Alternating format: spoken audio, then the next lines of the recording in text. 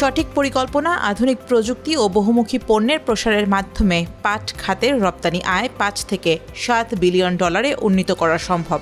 ১৯ মে রাজধানীতে বহুমুখী পাট পণ্য মেলার উদ্বোধন অনুষ্ঠানে এই মন্তব্য করেন বস্ত্র ও পাট মন্ত্রী খন্দকার আব্দুল মুকতাদির।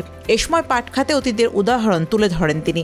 ৭২ সনে আমাদের রপ্তানি আয় ছিল ৩৪৮ মিলিয়ন। ৩৪৮ মিলিয়নের মধ্যে একটা খাত ছিল 90%। ইনভেরিয়েবলি এটা জুট, সবাই আমরা জানি। সেটার পরিমাণ ছিল ৩১৩ মিলিয়ন। ৩৪৮ মিলিয়নের মধ্যে একা পাট ছিল ৩১৩ মিলিয়ন, 90%। মন্ত্রী জানান, পাট খাতের হারানো গৌরব ফেরাতে মহাপরিকল্পনা নিয়ে এগোচ্ছে সরকার। চীনের শীর্ষস্থানীয় বিশ্ববিদ্যালয়ের সহায়তায় উন্নত বীজ ও নতুন পণ্য উদ্ভাবনে যৌথ উদ্যোগ নেওয়া হচ্ছে।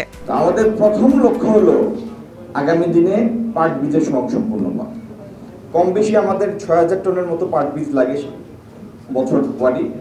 আগামী দিন হয়তো আরো বেশি লাগবে যদি আমরা ফসল বাড়াই, মানে এরিয়া বাড়াই এবং উৎপাদনশীলতা বাড়াতে পারি।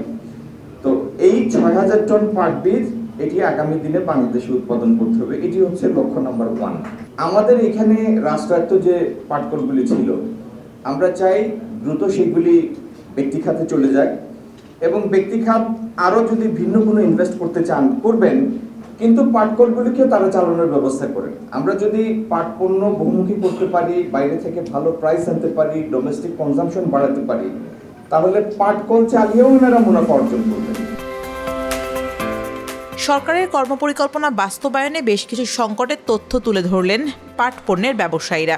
একই সঙ্গে উৎপাদিত পণ্যের মূল্য নিয়ে অসন্তুষ্টি প্রকাশ করলেন তারা। যারা নতুন উদ্যোক্তা, তারা যে ম্যাটেরিয়ালসগুলো কোথায় পাওয়া যায় এই জিনিসটা তারা আমার কাছে এসে বলে, আপু বেনি কোথায় পাওয়া যায়, আপু সুতা কোথায় পাওয়া যায়, রং কোথায় পাওয়া যায়, এই জুটের কাপড়গুলো কোথায় পাওয়া যায়, এই তথ্যগুলো জানার জন্য আসতো অনেকেই। এটাতে এত কষ্ট, কিন্তু এটার প্রাইস একদম কম।